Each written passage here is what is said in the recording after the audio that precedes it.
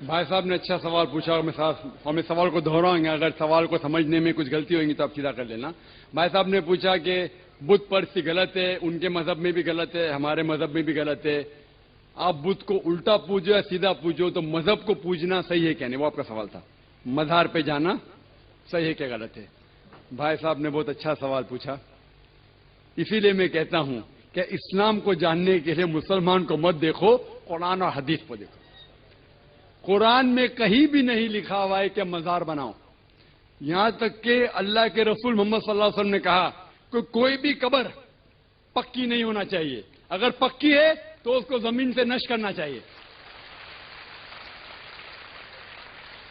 صحیح بخاری کی حدیث ہے کہ اگر کوئی قبر پکی ہے تو اسے زمین کے لیول پہ لے کے آنا چاہیے.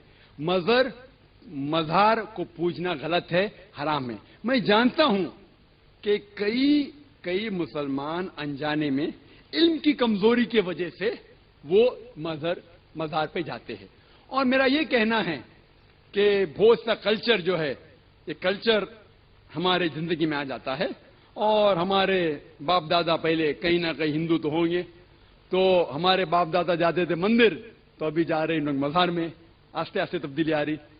تو میری درخواست ہے کہ اگر آپ اسلام, ان بھائیوں سے جو مزار جاتے ہیں مسلمان بھائیوں, مزار پہ جانا بالکل غلط ہے. محمد صلی اللہ علیہ وسلم نے کہا کہ آپ قبر پہ جاؤ.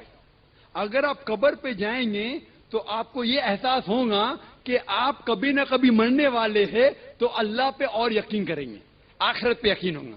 تو قبر پہ جا کے ان کے لیے دعا کرنا صحیح ہے.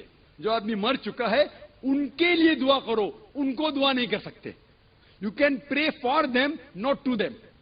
مطلب ان کے لیے دعا کر سکتے, ان کو دعا نہیں کر سکتے. آپ سمجھ رہے؟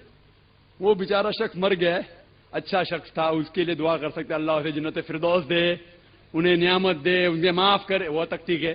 لیکن جا کے یہ بولے کہ میرے ایگزامینیشن میں میرے نمبر کم ہے تو بابا نمبر اچھے کر لو, یہ بالکل حرام ہے. شفا, قرآن مجید میں کم از کم 25 آیتیں ہیں جس میں لکھا ہے شفا. شفا مطلب سفارش, وسیلہ حرام ہے. 2 آیت میں لکھا ہوا ہے صرف ان کو اجازت ہے جو اللہ تعالیٰ آخرت میں ان کو اجازت دیں گے, وہ محمد صلی اللہ علیہ وسلم آخرت میں. آج کی تاریخ میں ہم محمد صلی اللہ علیہ وسلم سے بھی نہیں مانگ سکتے. باقی لوگ کو تو چھوڑو, سنت اور باقی بابا لوگ کو چھوڑو, محمد صلی اللہ علیہ وسلم کو بھی ماننا ہمارے لیے حرام ہے.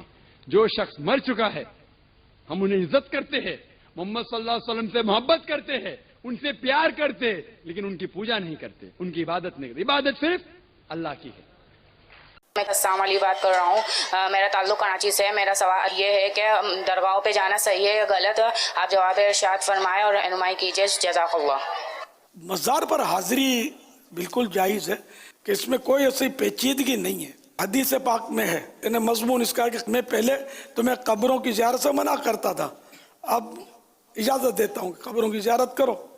کہ قبروں کی زیارت دلوں کو نرم کرتی ہے, آنکھوں میں آنسو لاتی ہے. تو مزار میں کیا ہوتا ہے؟ قبر ہی تو ہوتی ہے. تو اب یہ گنبد بن گیا تو حاضری منع ہو گئی, گنبد نہ ہو تو حاضری جائز ہو گئی. تو ایسا کچھ بھی نہیں ہے. تو اولیاء کرام کے مزارات تو بالکل جانا چاہیے, اور جہاں ولی اللہ ہوں, اللہ کے نیک بندے ہوں, وہاں دعائیں قبول ہوتی ہیں. جیسے کہ یہاں اس وقت کافی اجتماع کثیر ہے, اور اجتماع مسلمین ہے, مسلمانوں کا اجتماع ہے. اس میں قبولیت دعا کی زیادہ امید ہے جب مسلمان اکٹھے ہوئے ہوں.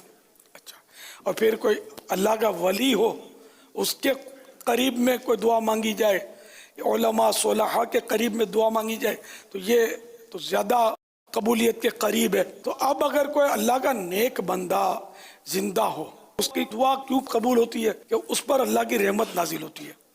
بلکہ سفیان بن عیینہ رحمت اللہ تعالی علیہ کا قول ہے یہ کہ عند ذکر الصالحین تنزل الرحمہ, کہ جہاں اللہ کے نیک بندوں کا ذکر ہوتا ہے وہاں اللہ کی رحمت نازل ہوتی ہے.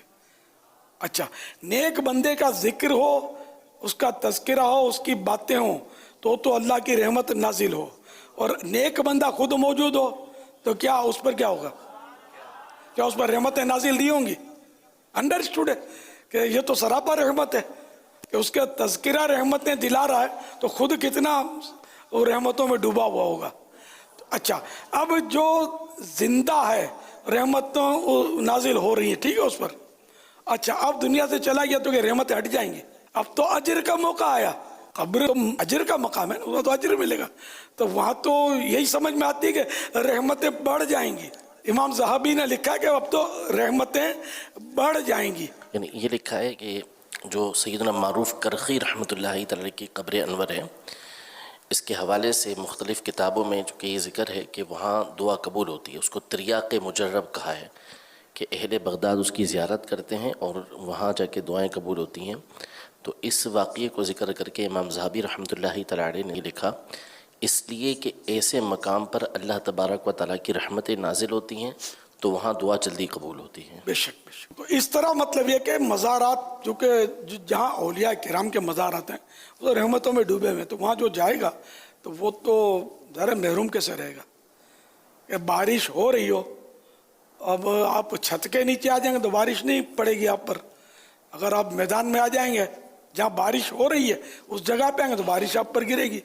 تو جو ولی اللہ جہاں مزار ہے تو وہاں بارش ہو رہی ہے رحمت کی نظر نہیں آ رہی تو اس کے قریب جائیں گے تو کچھ اپنے پر بھی چھینٹے تو پڑیں گے نا.